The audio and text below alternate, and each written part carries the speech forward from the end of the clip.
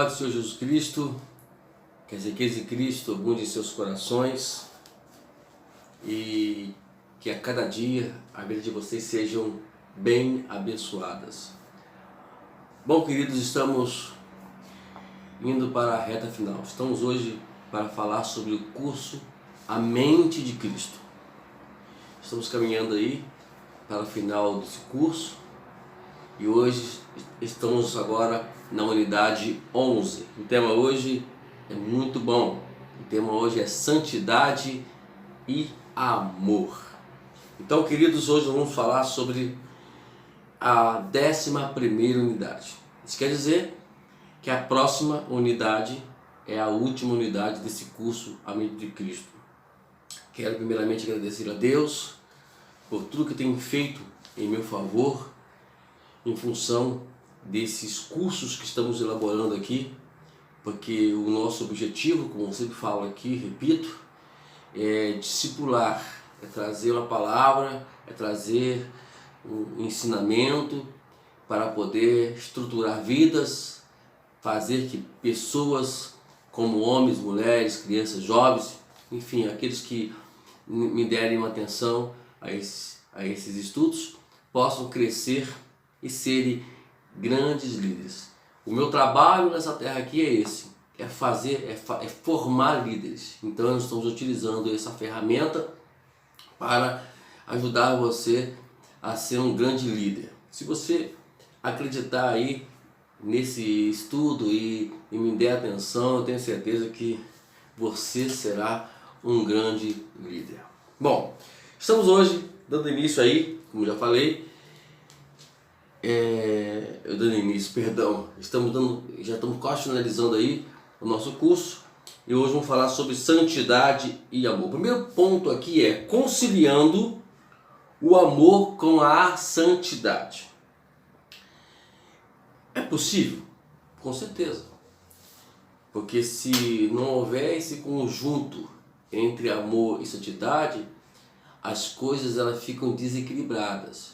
O que traz equilíbrio numa vida cristã, né, o que traz equilíbrio numa boa liderança é exatamente esse amor e essa santidade. Então vamos entender isso aqui, espero que você me dê essa atenção. Como nossa mente humana não pode compreender a infinitude, Deus nos revela diversos aspectos de sua natureza. Às vezes esses aspectos parecem ser contraditórios. Não podemos sequer começar a compreender a natureza de Deus sem aceitar que Ele pode ter santidade e amor e ao mesmo tempo. Então, esse talvez seja o problema da humanidade em entender Deus. Uns distanciam de Deus porque acham, por Ele ser santo, somos praticamente, ou melhor, é impossível que alguém chegue a Deus. Pelo menos a Bíblia nos ensina que todos nós temos acesso a Deus. Né? Todos nós temos acesso ao trono da graça, ao trono de Deus. Podemos chegar a Deus. E a gente vai explicar isso hoje, como fazer isso. Porque se a gente olhar, como eu falei, se a gente colocar a santidade e não o amor, é claro que vai haver esse desequilíbrio. Como é que as pessoas olham Deus? Né? Um Deus santo, um Deus que ele não suporta pecado, tudo bem, realmente, nós concordamos com isso. Mas o amor, ele vai equilibrar isso e vai nos levar até a Ele. Então, nós podemos sim, né, estar com Deus, mesmo Ele sendo santo. A santidade de Deus é uma realidade maravilhosa e, por outro lado, tremenda, como nós explicamos. Em nossa condição humana pecaminosa, nós achamos sua santidade um atributo alarmante. E aí nós temos lá o famoso texto, o texto que todos nós conhecemos. Dizem que ele é o texto áureo da Bíblia, né? Capítulo 3 de João, versículo 16. Porque Deus amou o mundo de tal maneira que deu seu Filho unigênito, para que todo aquele que nele crer não pereça, mas tenha a vida eterna.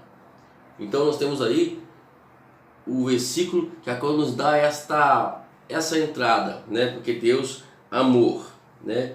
Deus sofreu grande angústia para nos alcançar com seu amor. O amor de Deus também é uma realidade. A santidade de Deus nos leva a temê-lo, enquanto que a sua compaixão e amor nos faz aproximar dele. Então, duas coisas interessantes aqui. Um lado, nós tememos a Deus, o outro, nós nos aproximamos de Deus. Então, esse é o amor. Então, esses dois atributos, eles são fundamentais. A cruz nos mostra quão longe Deus esteve disposto a ir para alcançar o seu infinito amor. Na própria cruz, nós temos lá uma demonstração, no ato da crucificação, no caso, nós temos ali uma demonstração dessa questão da santidade. Que quando Jesus assume mesmo todo o pecado sobre si, o que acontece? Deus ele se afasta. E por se afastar, e aí ele faz aquela exclamação, né? Lama, lama, sabactano, né? Porque Deus, meu Deus, por que me desamparaste? Enfim, temos lá essa demonstração lá. Se não reconhecermos a santidade de Deus, correremos o risco de ser irreverentes e perder a perspectiva da sua pessoa. Perderemos também o próprio Deus, se deixarmos de ver o imenso amor revelado por meio da pessoa de Jesus. Tanto a santidade de Deus como o seu amor se mostraram em todo o seu resplendor na crucificação e na morte de cruz. Já antecipamos aqui essa linha aqui que nós lemos. Deus não é apenas santo e amoroso. Ele também espera a santidade e amor de nós. A mente de Cristo manifesta ambas as características. O que ele espera de você? Ele espera de mim. Que sejamos santos e também tenhamos amor. O que faz às vezes, antigamente, né, eu não sei que hoje estão mais flexíveis, mas tivemos uma época que a igreja, na verdade, ela teve um distanciamento muito grande das pessoas que estavam no mundo, devido a essa mentalidade, né, de santidade. Existia antigamente também uma briga entre denominações, não vou dizer que nomes que também não nos interessa, que brigavam justamente por isso. Uns, eles mostravam uma certa flexibilidade, né, na forma de vestir, a outra era mais radical na área de vestir, enfim. Houve uma briga danada sobre o caso disso aí. Paulo diz, aqui em Efésios 1:4, que como também nos elegeu nele, antes da fundação do mundo, para sermos santos e irrepreensíveis diante dele em amor. Aí ele fala em Colossenses 3:12, revesti-vos, pois, como eleitos de Deus, santos e amados, de coração compassivo, de benignidade, humildade, mansidão, longanimidade. Aí temos mais ainda o texto aqui, 1 Tessalonicenses capítulo 3, versículo 12 a 13. E o Senhor nos faça crescer e abundar em nós um amor uns para com os outros, para que com todos, como também nos abundamos para convosco, para vos confirmar os corações, de sorte que sejam irrepreensíveis em santidade diante de nosso Deus e Pai, na vinda do nosso Senhor Jesus Cristo, com todos os seus santos. Então, santidade e amor, ela também é uma forma de nos guardar e nos preparar para o grande dia da volta de Jesus. Aperfeiçoando a santidade em amor. Apenas na vida de Jesus vemos a unidade perfeita desses dois atributos, aparentemente opostos. A vida interior de Jesus, de Cristo, estava perfeitamente separada do mundo. Ele disse, eu não sou desse mundo. Nenhuma mundanidade se viu jamais em suas obras e em suas palavras. Mas Jesus veio ao mundo para mostrar o amor perfeito. Fez-se amigo dos pecadores, os membros externos do corpo de Jesus estavam ao serviço do seu próprio interior. Seus pés foram ao encontro das pessoas, em sua língua ensinou, com suas mãos curaram. A vida interior de Jesus estava separada da mundanidade para a vida exterior, a fim de cumprir com amor os propósitos de Deus. Os dois polos, em vez de contraditório, são necessários para revelar a plena natureza de Deus. Santidade de Deus exige justiça, mas o seu amor mostra misericórdia e perdão. Então, tá aí. De um lado, Deus vai exigir que faça-se a justiça, e por outro lado, também vai mostrar o seu perdão e a sua misericórdia para conosco. A santidade se manifestará em santidade, em santificação e justiça. Os nossos princípios de santidade derivam da santidade. O amor cultiva a santidade e a torna possível. O amor se manifesta em graça e misericórdia. Santidade modifica o amor e é um preventivo contra a distorção. A mente de Cristo cultiva ambos os polos de modo que se desenvolva adequadamente. Se você se descuida de um ou de outro, desenvolve somente a distorção. Apenas a sabedoria pode fazer com que a santidade e o amor trabalhem em perfeito equilíbrio. Amém? Bom, nós já antecipamos essa questão aqui já. Então, só para poder a gente fazer uma recapitulação aqui, se um dos dois, fazer um e não o outro, vai criar distorções. Por exemplo, na santidade, né, você vai criar a distorção qual é? Castigo severo, vai mostrar, né, uma certa ira contra o erro, contra o pecado. O amor também, se for também só ele mostrado, vai aí desencadear uma série de passividades, né? Ser passivos em tudo que for fazer. Então eles se combinam, santidade e amor. Amém? Vamos lá? Segundo tópico, a natureza e o comportamento da santidade. Nós temos aqui algumas características, né? Antes disso aqui eu quero ler um ponto bem importante. Os homens da Bíblia viram a santidade de Deus e reagiram com temor. Deus disse a Moisés que tirasse as sandálias por causa da sua santidade, e Moisés escondeu o rosto. Quando viu a santidade de Deus, Isaías clamou: ai de mim, pois estou perdido, porque sou homem de lábios impuros e habito no meio do povo de impuros lábios. Quando deu conta do impotente poder de Jesus Cristo, Simão Pedro replicou: retira de mim, Senhor, porque eu sou homem pecador. Quando você entra na presença de Deus Santo, sua dignidade, as suas condições pecaminosas são evidenciadas. Bom, aqui está um ponto bem importante. Por quê? Porque se alguém se apresente a Deus e não reconhece e não se sente sujo, pecador, por exemplo, nós temos aqui vários casos, e um deles que é bem conhecido é de Isaías, que ele chega, quando ele se depara com a glória de Deus, ele praticamente se derrama de se vou perecer.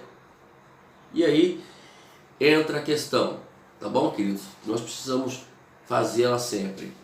Então a gente tem uma turma de gente aí que e não é só pecado absurdo, não, são coisas às vezes aquilo que você acha que não é pecado, às vezes é aquilo que está te prejudicando, e às vezes nós reconhecemos que deveríamos tomar uma atitude de reconhecimento e de conserto.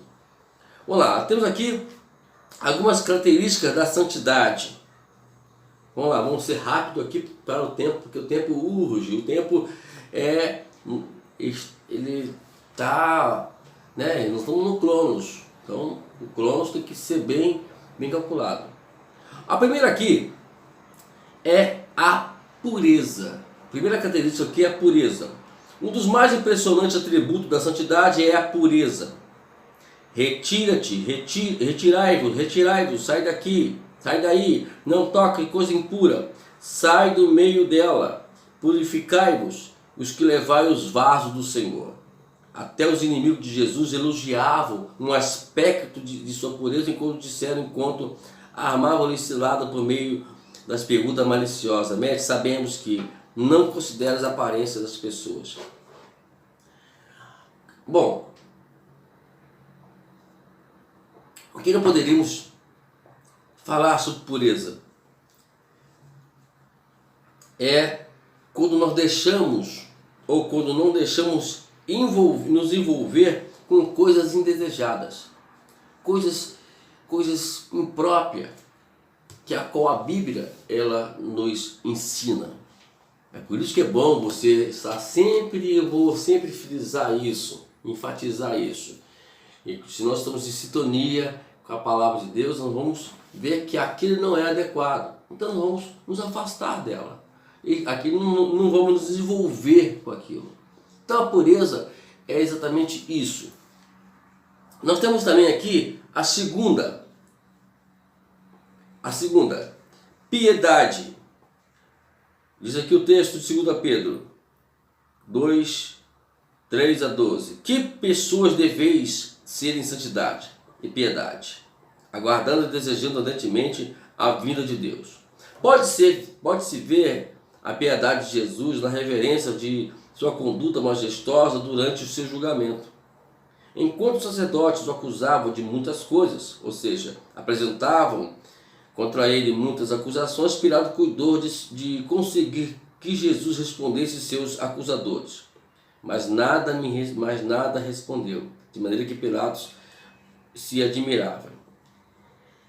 Esse é apenas um dos 4 magníficos silêncios de Jesus no julgamento de Jesus. Os silêncios foram uma consequência da sua dignidade e reverência. O que podemos aprender aqui? Que nós temos que aprender a ficar quieto, não a responder de uma forma que viemos criar uma situação.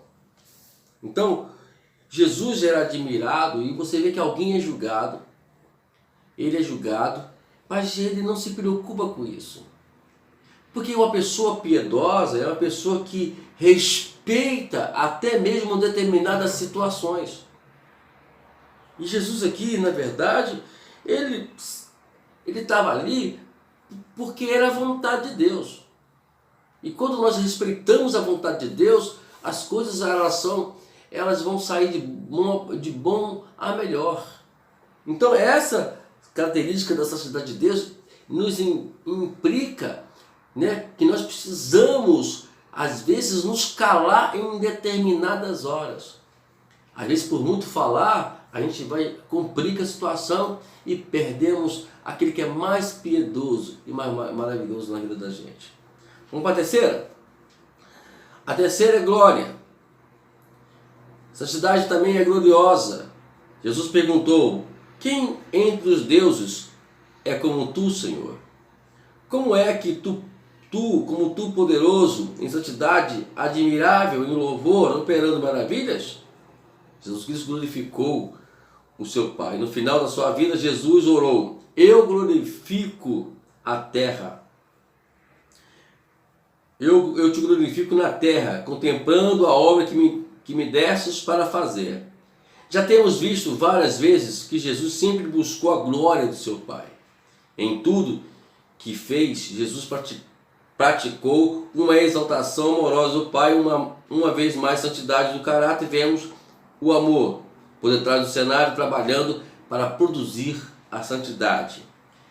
O que é dar glória? É dar honra às pessoas. É dar honra àquela pessoa que é o seu Senhor.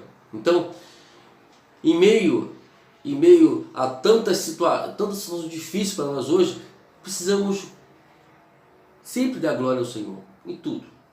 Vamos lá, vamos dar uma sequência aqui. Eu queria também deixar depois para você dar uma olhadinha, uma lidinha, com calma, no Salmo 111. Leia o versículo 1 ao versículo 9. Fica o dever de casa para você aí. Quarto, separação. A santidade não tem apenas determinada natureza, mas também manifesta certo comportamento. Separa-se do mundo. A palavra santa significa separado.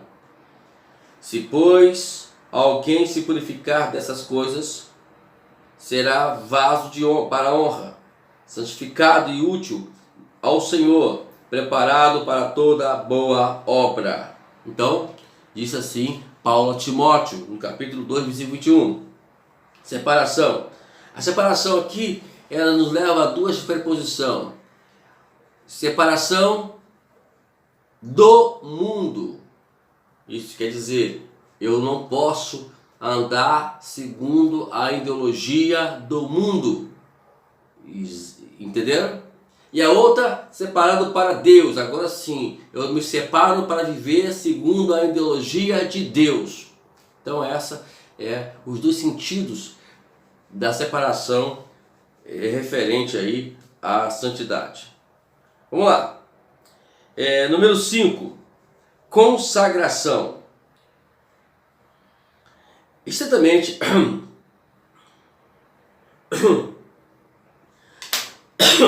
com a santidade, estritamente relacionada com a santidade. Desculpa, irmão. Está a consagração.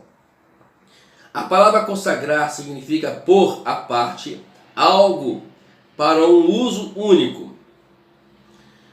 O que é, em resumo, o que é se consagrar a Deus? Nós tiramos isso, nós buscamos procuramos extrair ela do original, do grego, e achamos algo que pudesse nos dar um significado maior do que é a consagração. Então é andar com o sagrado, a andar com Deus, para Deus, com Deus. Isso é consagração. Então, quando você se consagra a Deus, você separa-se, você vive em função daquilo que a qual é sagrado. Você anda de lado a lado com o consagrado. Então, por exemplo, alguém é consagrado ao ministério, então alguém vai andar, ele vai agora andar em segunda função que ele foi separado, né? Que ele foi separado, né? E no caso, toda a consagração, ela sempre vai ter um propósito. Se você se consagrou, ou se você se consagrou, alguém te levou a uma consagração, então isso quer dizer que essa consagração ela vai te levar para um propósito. Você tem que, né, seguir esse propósito. Amém, queridos? Então isso é consagração. Vamos lá? Terceiro, vamos lá falar sobre amar é uma ação. Frequentemente, 1 Coríntios 13 é chamado de capítulo do amor na Bíblia. No Novo Testamento, ou melhor, no Segundo Testamento, é assim que a gente vai chamar aqui, porque fica melhor, né, para poder não falar que um é velho e que o outro é novo. Na verdade, não existe nem novo nem velho. Primeiro Testamento, Segundo Testamento. O Segundo Testamento emprega várias palavras gregas para o amor. A ênfase de 1 Coríntios é ágape. Ágape é o amor como de Deus, que é santo. O amor ágape é visto como um ato de vontade que não se baseia nas emoções nem nas circunstâncias. É chamado amor incondicional. Na verdade, existe vários tipos de amor, mas o amor que é pregado aqui é o amor ágape. Não vamos hoje falar sobre isso não, tá? Porque senão a gente vai gastar tempo aqui e esse não é o objetivo. Vamos lá falar sobre esse amor ágape. O que é o amor ágape? Nós temos aqui, acho que 15, né? Deixa eu só conferir aqui. E exatamente, temos 15 princípios aqui, ou características que fala do amor ágape. Vamos lá. O amor é sofredor. Então, o amor sofredor, entre parênteses, fala da relação santas. Então, hoje em dia é provável que empreguemos a palavra paciente e não sofredor. Jesus foi muito paciente com os discípulos, que eram muito lentos para compreender sua mente. Então, queridos, isso aí podemos ver constantemente isso na Bíblia. Jesus sendo paciente com aquelas pessoas. Então, a relação de Jesus com os discípulos era para levá-los ao aprendizado. Quem ama tem que ter paciência para ensinar. Eu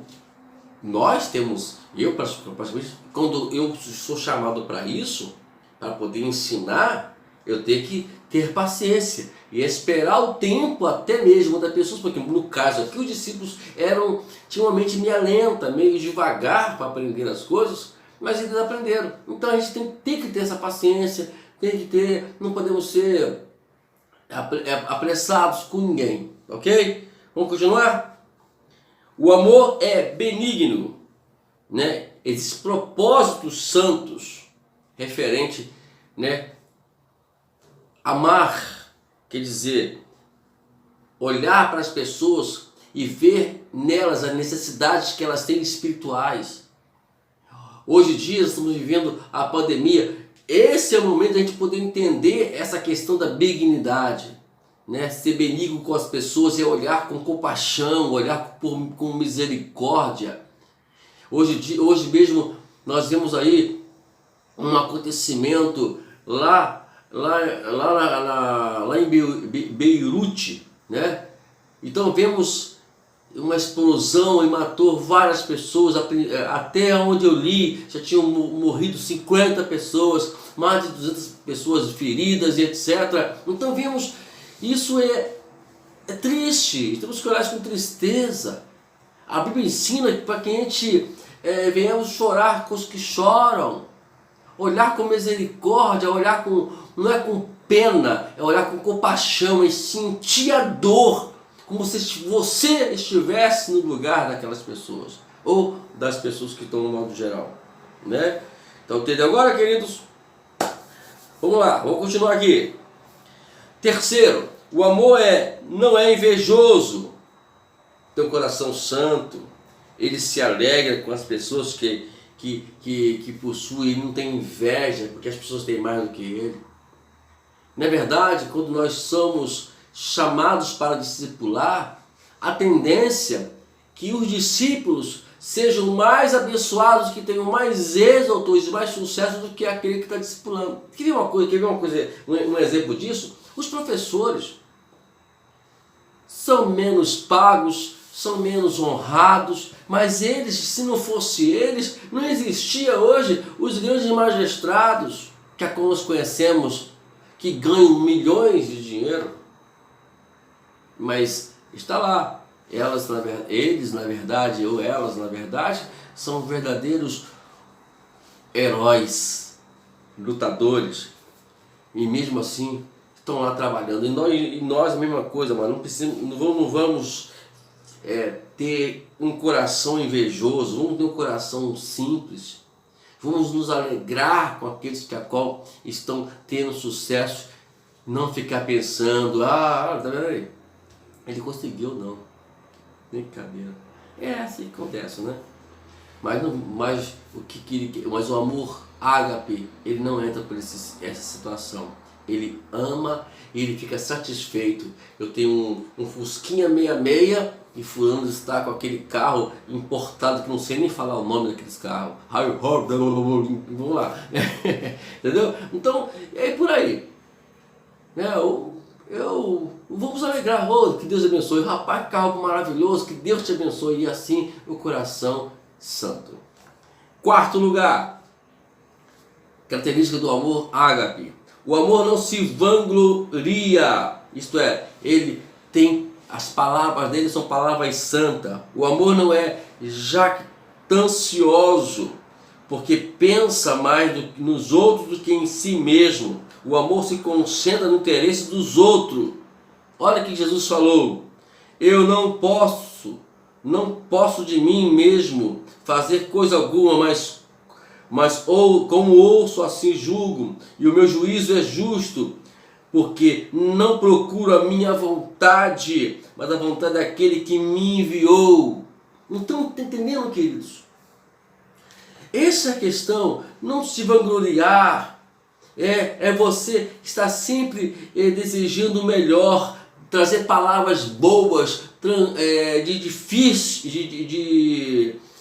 de edificação para as pessoas, buscar interesse não seu próprio. Você não vive em função daquilo que você você vive em função dos outros, do interesse que os outros precisam, e assim por diante.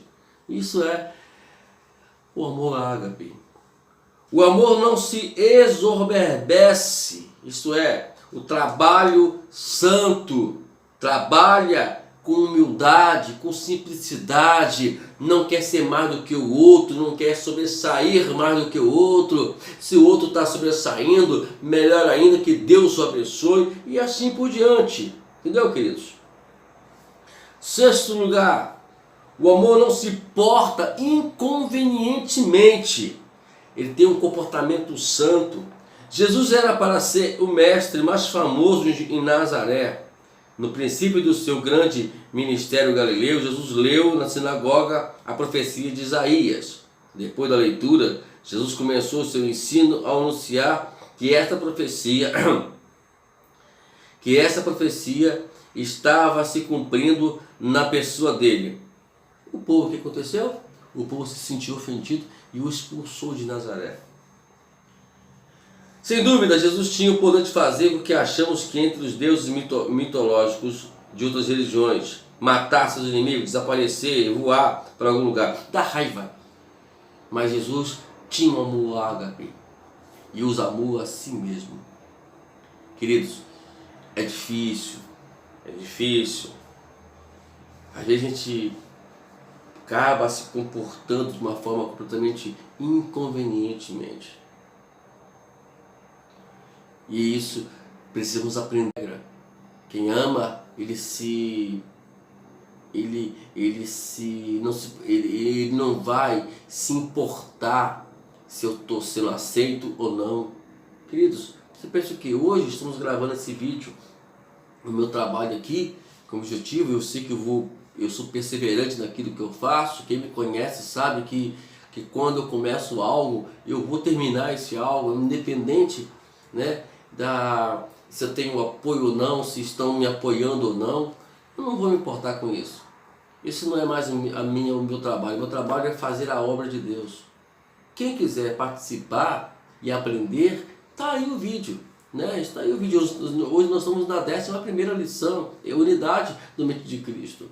Já terminamos conhecendo Deus e fazendo sua vontade. Estamos já a caminho de terminar também a mente de Cristo. Então, com o trabalho e andamento junto com eles, que é essa itinerário de oração, que também estamos na mesma unidade, já terminando também. Já estamos começando outra na próxima semana. Se Deus quiser, a gente vai começar outro trabalho muito abençoado. A gente vê visualização por poucos. Mas o quê? Lamentamos.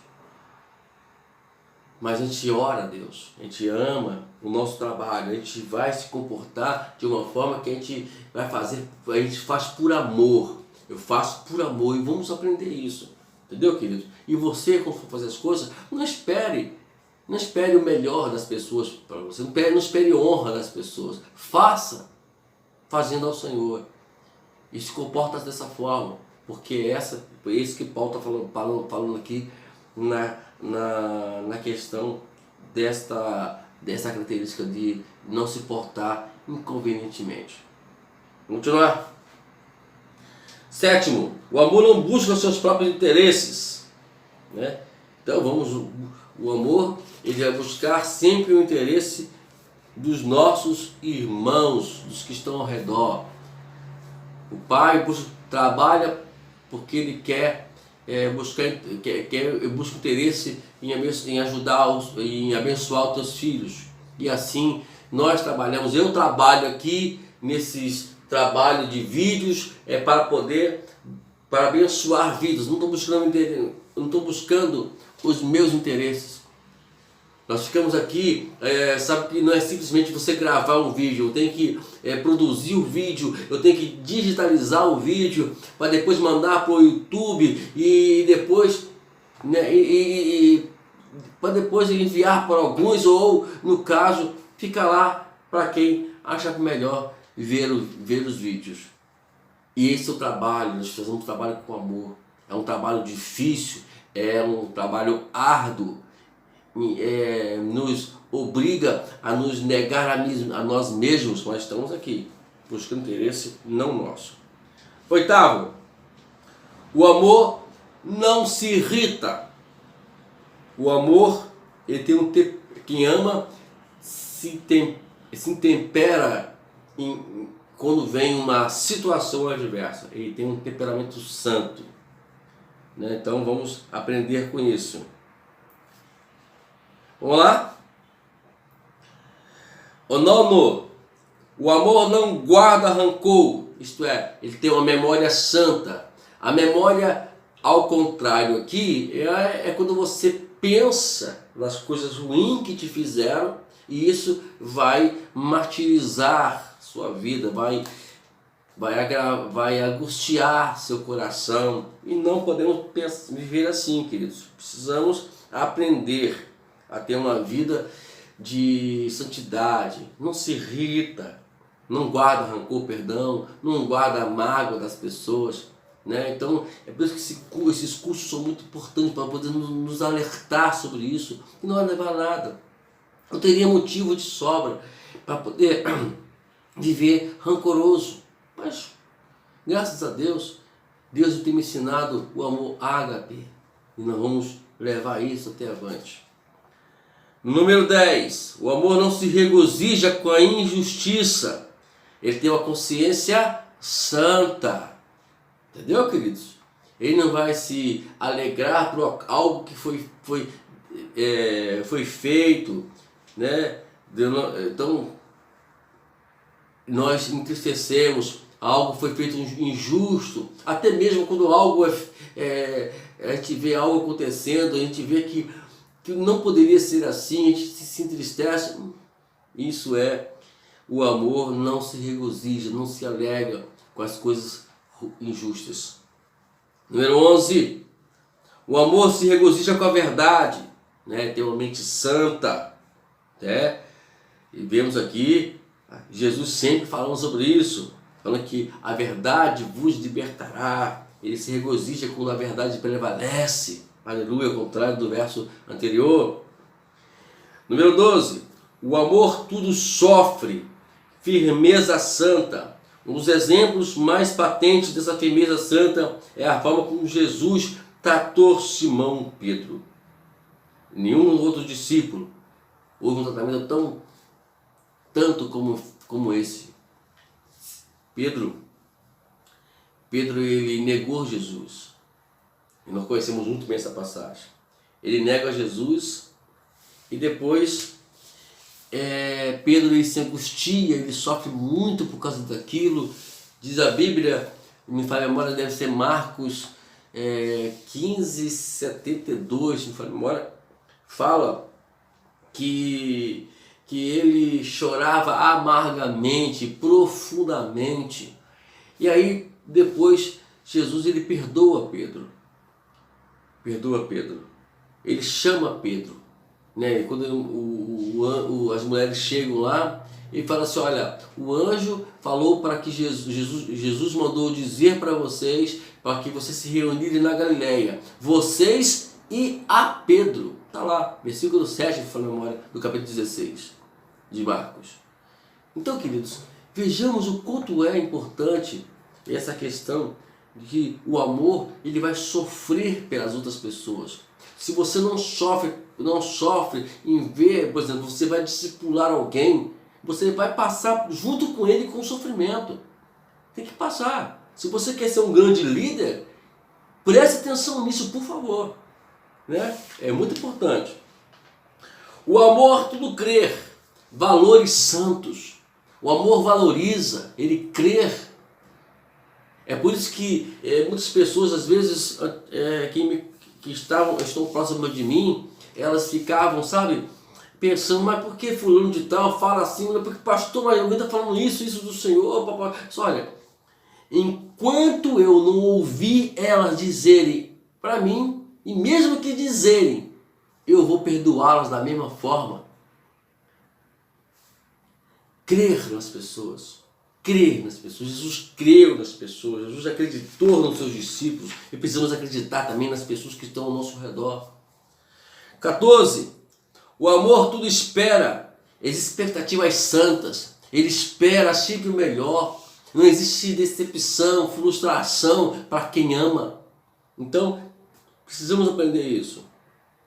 E por último, o amor tudo suporta. Ele sacrifica pelas pessoas, sacrifica pelo aquilo que a qual foi dado como função dele aqui nessa terra. Então aqui estão as 15 características do amor ágape.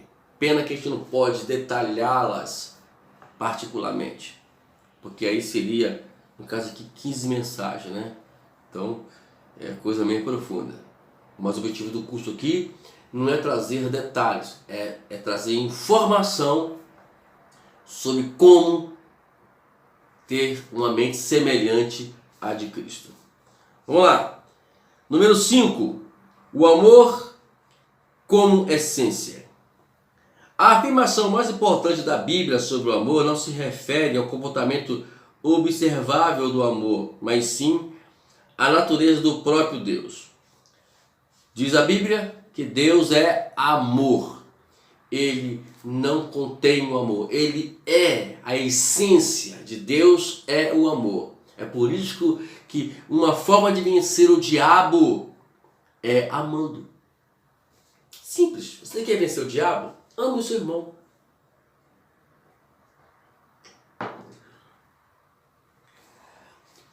Nós temos um curso também que vai vir mais tarde aí, chamado Batalha Espiritual.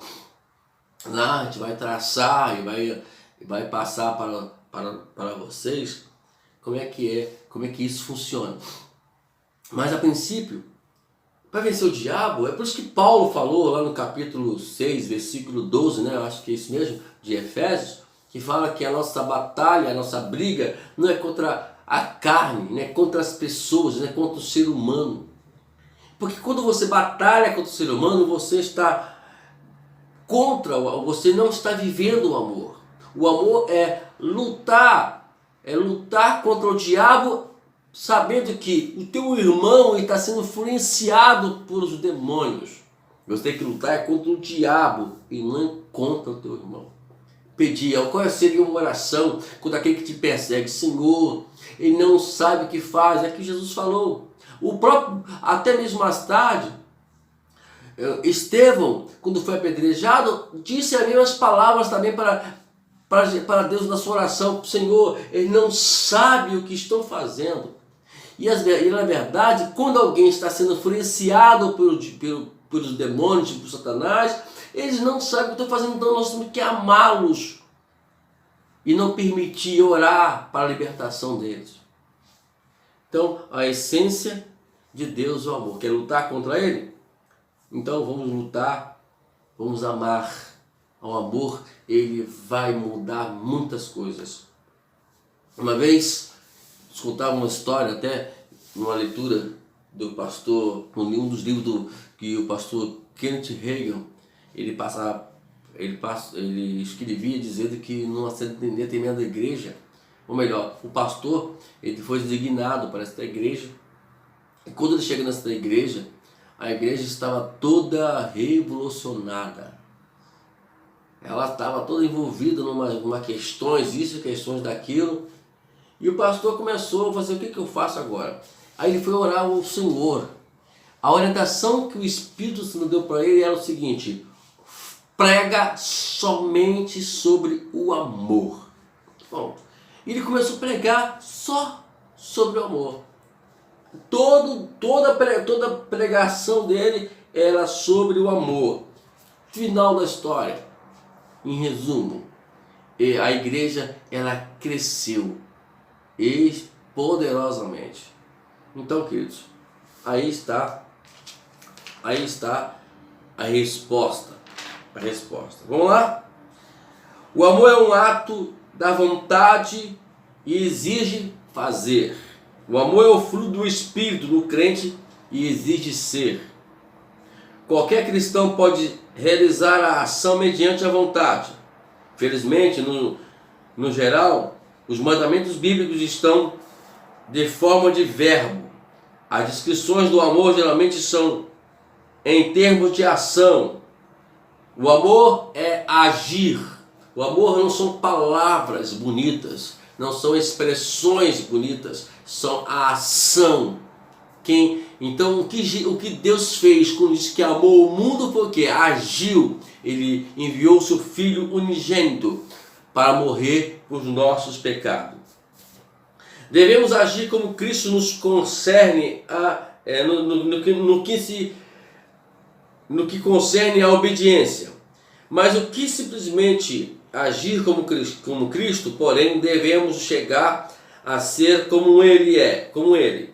Podemos contribuir nesse processo de chegar a ser como Ele se compreendermos melhor a natureza de amor.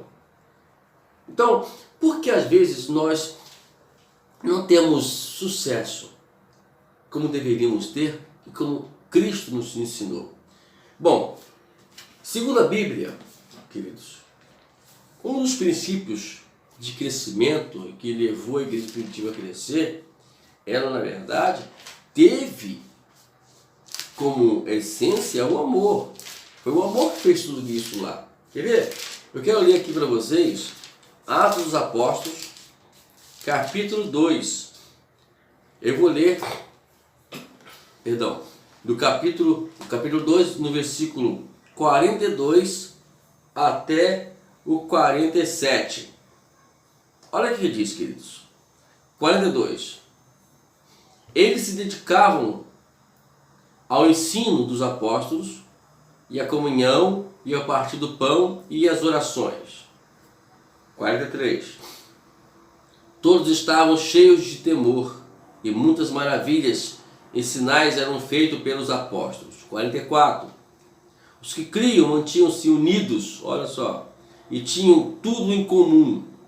Agora olha o versículo 45, presta atenção, o 45, hein? Vendendo as suas propriedades e bens, distribuíam, cada um conforme a sua necessidade. Observou aqui? Ação de amor. 46. Todos os dias continuavam a reunir-se no pátio do templo, partiam o pão em suas casas e juntos participavam das refeições com alegria e sinceridade de coração. Está falando de ação, de amor entre a igreja, entre os irmãos. Agora, olha a consequência. Olha o que resultou nesta união, o que está faltando hoje, me perdoe, para muitas igrejas. Louvando a Deus e tendo a simpatia de todo o povo, e o Senhor lhes acrescentava diariamente os que iam sendo salvos. Versículo 47. Viu, amados?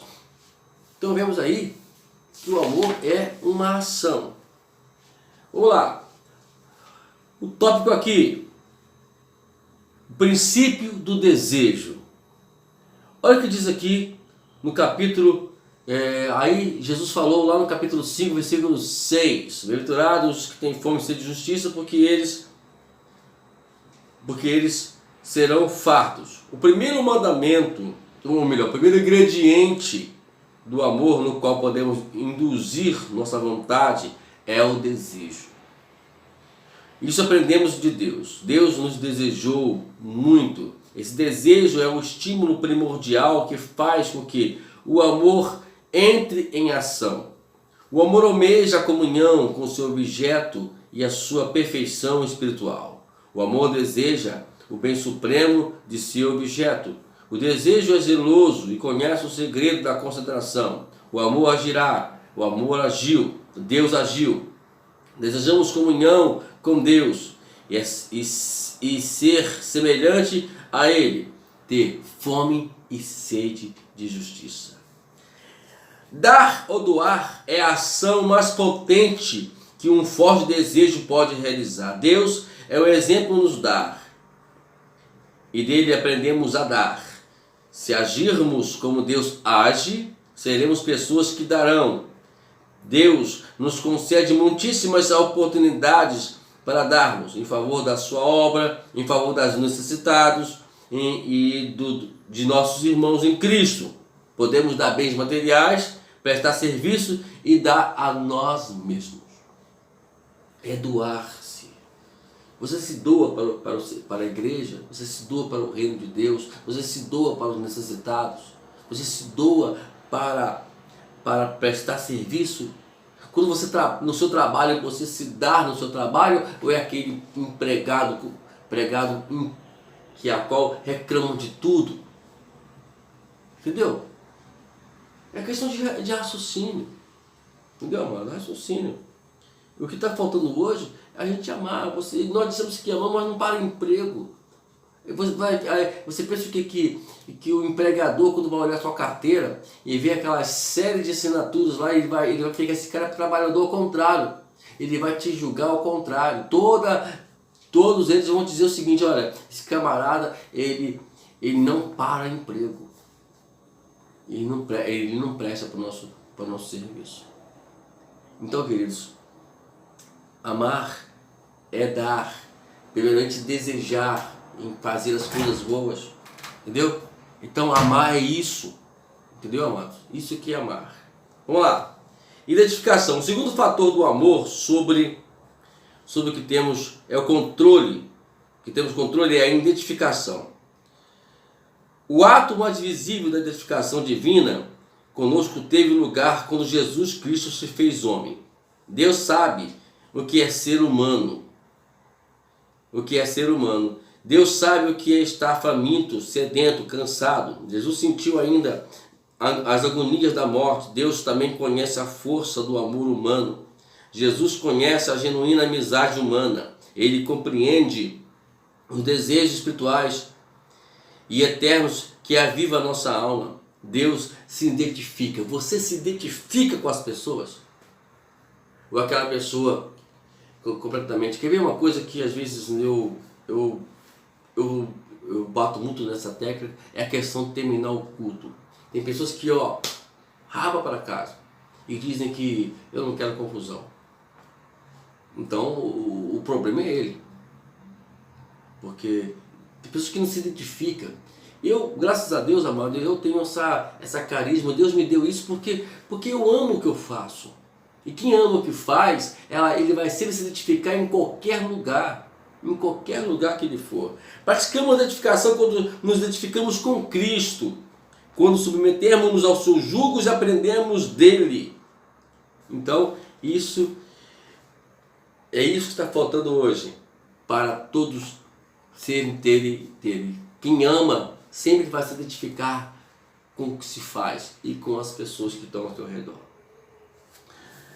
Vamos lá. Desejar é a culminação da obra de Deus por meio de nós em circunstâncias que produzem pobreza de espírito, quebrantamento, mansidão. O primeiro grupo dos bem-aventurados, que são os primeiros grupos dos bem-aventurados. A identificação é a culminando da obra do segundo grupo dos bem-aventurados. Mostrar misericórdias, ser puro e pacificador. Deus desenvolve em nós esses fatores que nos ajudarão a ser amor. Se cooperarmos com Deus, estaremos aprendendo a ser como também aprendemos a ser, como também a fazer.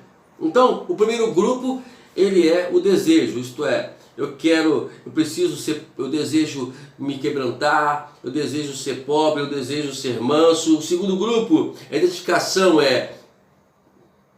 no caso, se identificar com as pessoas, não ter medo de ter misericórdia, da pureza, do caso de pacificador porque aquela pessoa pacífica é aquela que vai transmitir paz, que vai sempre voltar-se para a paz, e essa pessoa sempre vão se identificar no nosso meio. Queridos, que hoje podemos aprender sobre a questão da santidade e amor. O que está faltando hoje para nós é exatamente essa questão de nos envolver com isso. Ter a mente de Cristo, aprender com Jesus, como ele se identificava com os pecadores, como ele desejava ver vidas sendo abençoadas, como ele se doava para o reino de Deus. Isso tudo faz parte de uma mente semelhante à de Cristo. Quero te deixar aqui o lembrete, amados. O céu é o seu limite. E que a bondade e a misericórdia de Deus te acompanhem para onde quer que você for. E que o amor de Deus Pai, a graça bendita da volta de Jesus Cristo e a comunhão do Espírito Santo seja sobre a sua vida, para desejar uma vida de vitória, de sucesso para o teu ministério.